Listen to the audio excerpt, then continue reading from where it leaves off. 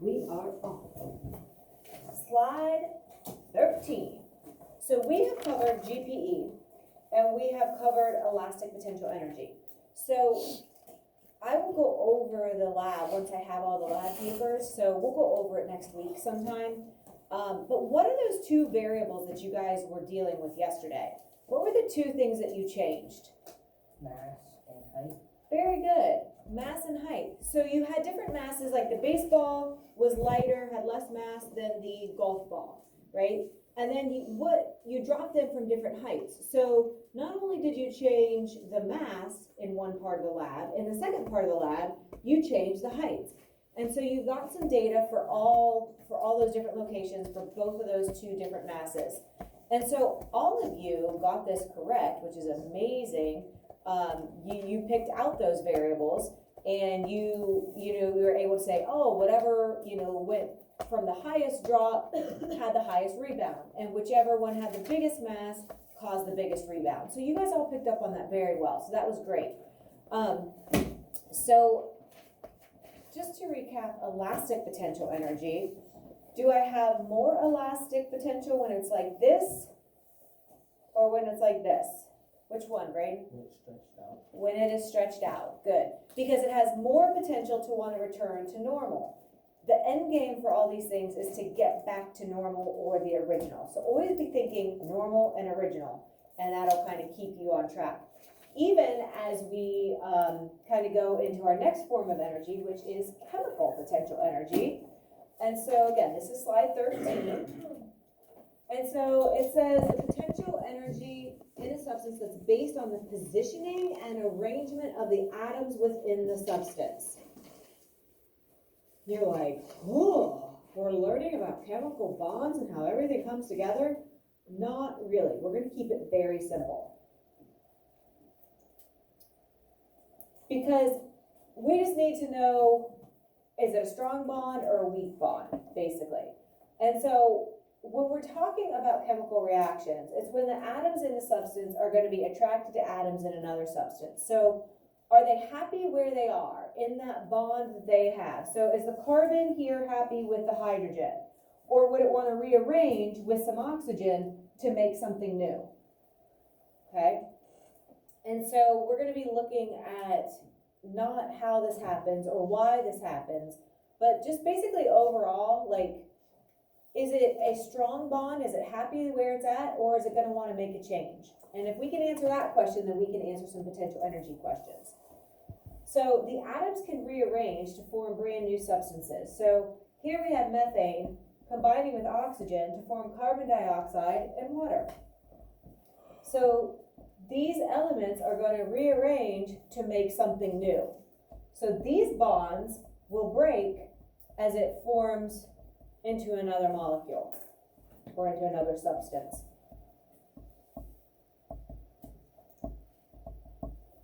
And a lot of times this is going to lead to the release of energy,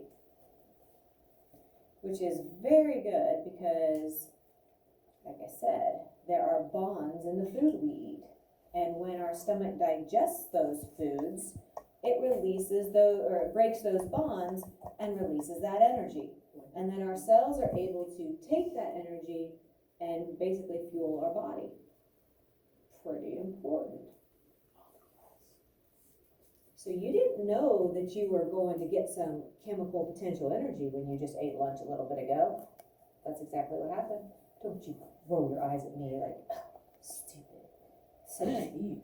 You didn't eat?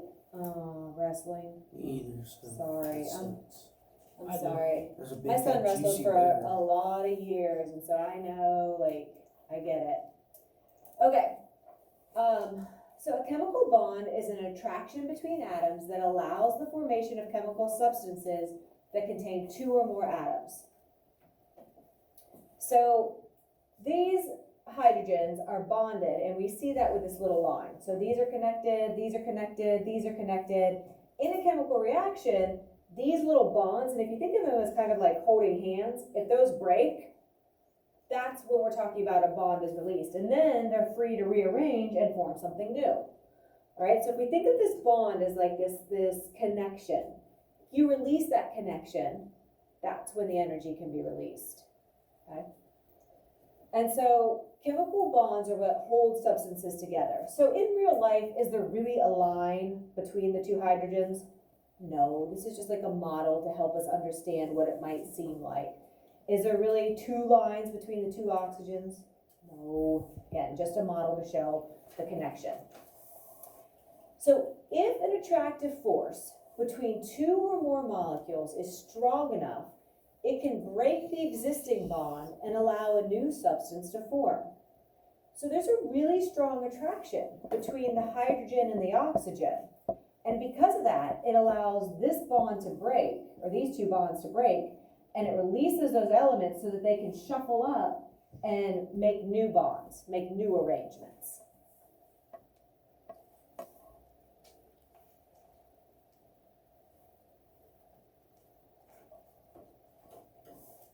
And again, next year, we'll get into what's going to want to bond with what. Why does it bond with, a certain thing and not with another thing? So that's for another year, right? This year, all we need to really think about is it in a strong bond? Like, is this a strong bond or is this a stronger bond? So if this isn't very strong, then it can break and turn into this, okay? And we will come back and watch the video on chemical bonds, and this will kind of help it make a little bit more sense. Like, it'll give you visuals of what's going on. So here's some examples of chemical potential energy. So this is a type of stored up energy. So we said, like, the elastic potential, it's very visual. We can see the energy that is in the position. Right, I change this position. Or if I raise the book above the reference point of my table, right, we can visually see the position has changed, giving it that new potential energy, or changing the position, giving it that new potential energy. Well, chemical potential energy is energy that's stored up. It's there, it's waiting, it has the potential to do something eventually, but it might not be doing it at the moment. So have you ever heard someone say, oh, so-and-so has so much potential, right? Like, they have all these talents, they have all these skills, and like the future is just there waiting for them, and all they have to do is put that stuff to good use. Just because you have those talents and those skills, if you do nothing with them, then you're not going to reach that potential, right? It's there, it's something that you could reach, but you have to do something to get there, right? So the same thing is here. We could have all the potential in these bonds, and they could just sit there for forever. If they never get broken, then that energy never gets released. So again, think about it as like a storage situation, all right? So this is our first one where we're talking about stored up energy. All right, so here's some examples. This can be in like our fossil fuels. So burning coal, burning gasoline, diesel fuel, kerosene, any of those types of fuels have energy stored in their bonds, and when we burn them, that energy, gets released, and when it gets released, we can harness it in our vehicles and in our equipment and things like that. Here's the important one for us, the food. Sorry, Eric and James. Okay. Maybe we'll definitely make sure we save that one for last. Maybe we'll watch that on Monday. So, any type of food, even any drinks that have like calories in them or sugar or anything like that, all of those have bonds. Those chemical bonds, they won't do anything like that, cheeseburger sitting on the plate, nothing's going to happen, right? It's stored up waiting. As soon as we start to eat it and digest it, that's when we start to break those bonds. So the stomach acids that we have help to go in there and break those bonds. That helps to cause the release of the energy that our cells can then harness and use for our, to fuel our everyday actions and all that. Okay. Batteries, another great example of stored up energy. Just because you have a battery doesn't mean it's like using up all of its power. You have to actually have it in a device, and you have to have that device using that battery to have that stored energy being turned into chemical potential energy and actually being used. Yeah. What about a 9-volt battery when you touch it to your tongue? you're connecting the two, so you're completing that current or that circuit. Save that for home if you're gonna do it. Okay. All right, so these are our three kind of go-to examples for chemical potential energy. Now, we need to kind of see, how do we know if something has a lot of chemical potential energy or not very much?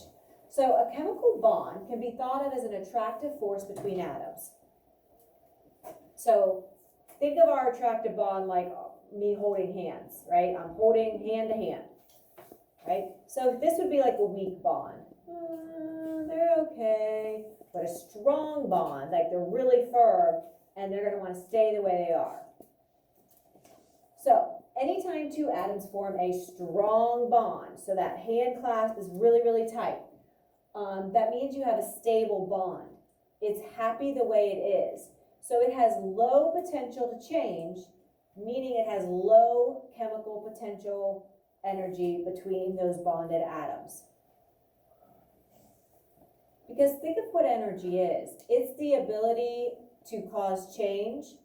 And so if the bond wants to stay the way it is, it doesn't have a very good chance of causing any change if it's staying exactly the way it is, right? So energy is all about, oh man, I can get you little things that'll fix that. Just remind me, okay? If you think about here's an example. You guys might laugh, but let's face it. You all have friends, hopefully, or maybe like a cousin or somebody that you're really good friends with. So if you have a friend that you have known since kindergarten, you guys have grown up together and you have always been close, you've always been good friends, you probably have a very strong bond, a very strong friendship, right? Okay, can you imagine somebody maybe, or even if you don't personally have one, if you've known somebody, two people and they've been friends since third grade, they've been best friends, right? Strong bond, right? You or they have probably had fights, right? You're gonna have times where you don't get along or you're fighting, but the thing is you always come back together because you just know hey, we fight, we make up, whatever, right? You have this strong bond. You've been through highs, you've been through lows, good times, bad times. You stick it out, strong bond. Let's imagine that there is somebody that moves in that's new and you like them and things, you're hanging out a little bit and you're both on the basketball team. So you're okay, cool, we're hanging out. But then it comes springtime and you play baseball or softball and they're gonna run track and you just kind of don't really see each other that much. You don't have any classes together and you just kind of drift apart. It's not that you didn't like each other. It's just you didn't really have a really strong connection to begin with. You just were both on the basketball team and so you got along because you were teammates and whatever, but now that you're not really in classes and you're not really on the same sports teams, you're not really hanging out and you're not really together. So that's a weak bond, right? So your strong bond is your best friend from kindergarten. Weak bond is the new person that you just met, maybe even in your 4-H group or maybe the new kid in class or something like that, okay? So if you think about it in terms of relationships, if I would ask you, which relationship do you think is gonna be the most lasting? The one that you've had since kindergarten or the one that you just met a month ago? Who thinks the strongest relationship is going to be the one you had from kindergarten? Kind of a no-brainer, right? So that's what's going on. If you think about a strong bond, it has low potential to change. You and your best friend have low potential to break that friendship up. You've already been through all the highs and lows. You've been through all kinds of stuff, good stuff, bad stuff. Right? Now, you have a new friend that you just meet, and let's say you guys get in a big old argument about who knows what. You guys argue about all kinds of crazy stuff. So you get in a big old argument about, you think that those shoes look stupid and they think that they look nice. And you're like, that's just rude. I can't believe that they don't like my shoes. I am so done with her, or I'm so done with him. Can't believe he didn't like my hoodie. That's just stupid, right? So chances are, if you get in a fight, you have high potential to just be you know what, it's not even worth it. We weren't really that good of friends. it doesn't matter, I've got other people, I don't need somebody telling me that they don't like my stuff and they're being all rude and in my face. You just let it go. You're just like, I'm done, it's okay, like, you can think your thing, I'll think my thing, we're gonna go our separate ways, right? So if you think of it in terms of that, that's kind of like showing a weak bond. And I'm sorry, this is kind of hard to see, it says weak bond. Meaning, you have high potential to get out of there. Like, you're kind of friends, you hang out a little, but you don't really like have much in common, you don't really have a big history together. So if something happens, you have high potential just to be like, you know what, it's not worth it. But if you get in a fight with your best friend, you have a history. It's worth sticking together. So you have low potential that that's gonna bust up that friendship. Were you just telling me to move? Yeah. Okay. All right, so anytime you have two atoms form a weak bond, or it's unstable, that's high potential for them to change. So it's kind of like, here you have strong and you have low, here you have weak and you have high. Don't try to memorize this. It will get very confusing. Is it strong? Is it high? Is it weak? Is it low? What goes together, right? If you think about it kind of like my example, usually that tends to help, right? And people laugh at me, and you guys, some of you are like, oh my gosh, that's a stupid example. But I'm telling you, it will work. Strong friendship, you have low potential to let a little fight bust you guys up. Just a weak friendship with a new acquaintance, you get in a fight, you might just call it quits. Like, it's not really worth it, right? Like, we are too different, it's just not gonna work. And that's fine, like, not everybody has to get along, right? That's just, you don't have to fight, but you can just like separate, distance yourselves. Okay, so this is key. So you might want to put a big star by this, because this is something like, if you're asked, okay, do these things have high potential, high chemical potential energy or low chemical potential energy? You're going to have to ask yourself, well, is it a strong, stable bond? Then that means low potential to change. Is it a weak, unstable? Then you're going to have high potential to change. Okay. Here's another example. Let's say it's a snow day, if we ever can have one this year, right? It's a snow day. You are at home babysitting your cousins and your siblings because your parents are working from home and they're like, you're the oldest, you're in charge, I've got work to do. And you're like, great, right? Your best friend calls and they're like, hey, my mom said that she'll come pick you up and the roads have gotten better and we're gonna go to the movies and go out to eat and we want you to come. Raise your hand honestly if you would want to stay in the unhappy situation at home and continue babysitting, or if you have permission, be able to go with the best friend and have a good time. I'd give I say sell a kid. Sell the kid. That's what Okay, so pretty basic choice here. Hey, come here. Pretty basic choice. I think we'd all want to be in the, stay in the nice, fun, having a great time, or, that's what we would want to choose, right? So if we're in a unhappy situation, like I'm stuck at home with all these little brats and I'm supposed to be watching them, you have high potential to take that offer, if you're allowed, and go with your friend, right? If you're with your friend in having a great time and you get the phone call from your mom saying, hey, if you're not having a good time, do you want to come home and continue babysitting or start babysitting for your siblings and cousins? Low potential that you are going to be like, yeah, I'll come right home and do that. Like if they're giving you the option, not very many of you are going to make the option to be like, yeah, I'll have my mom's friend bring me home right now so I can get to work. Let's be honest, right? It's usually not an option. This is true. So this is definitely a hypothetical. I'm a mom. I know. A lot of times we don't give you that choice. But if, let's say, you have a nice parent at the moment being like, hey, just wanted to give you the offer to come home and babysit your little bratty sisters and brothers. You're like, nah, I think I'll pass. So when you think of it like that, usually it helps. Try not to memorize, like strong goes with low and weak goes with high. You won't be able to keep it straight, I promise you. All right, so just try to think of it in terms of like, if you're having a good time, are you gonna wanna leave that good time? Or, that kind of, look at it through that situation. Okay, so strong bonds are gonna have that low chemical potential energy. They have low potential to change.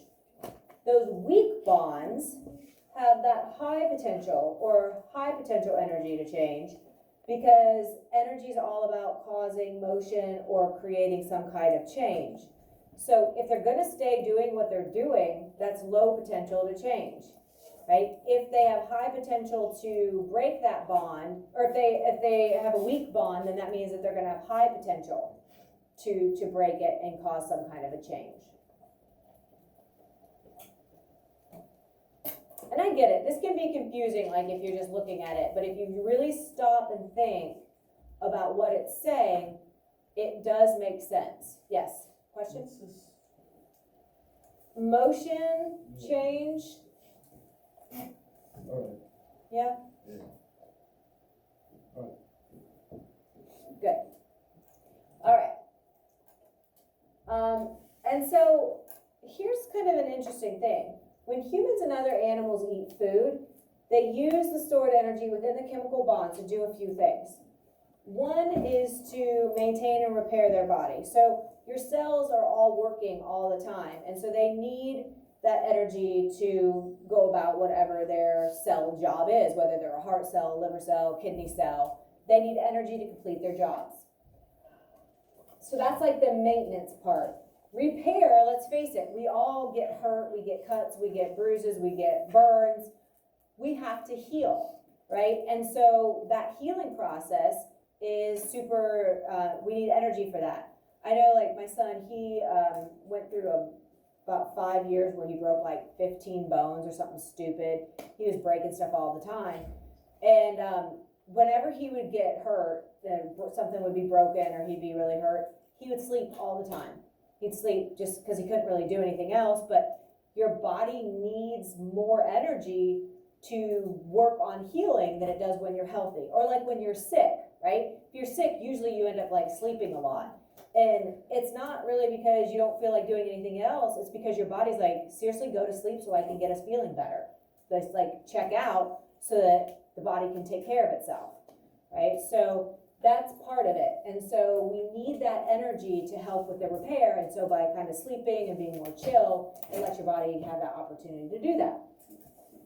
Obviously, it's important, and a lot of you have a lot of this, energy to move around. All right, so the food provides that. Not only does it make our cells function, but it provides the fuel for us to be moving about. And then finally, this is kind of a nice side effect, certainly here these last couple of days when it's been so cold, but heat is released in this process. That's why we have a pretty constant body temperature.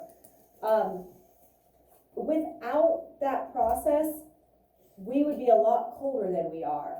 So because we are burning or breaking those bonds and some of that energy gets released, some of that energy is heat energy. That's not the whole purpose of it, to keep us warm, but it's a nice kind of side effect, right? So it's not like we are freezing cold and have to always like be getting heat from outside sources. We have an internal body heat that helps keep us regulated too. And it all comes from these bonds getting broken. Or a lot of it, not all, but a lot. And so these slides, I need to change the order because it's kind of like spoiler alert, we just said it. But the side effect, or kind of the extra reaction is that we have the ability to stay warm because of the thermal energy, which is the fancy name for heat energy that's released as we digest our food and those chemical bonds get broken. Is that why the panda's so fat? Maybe.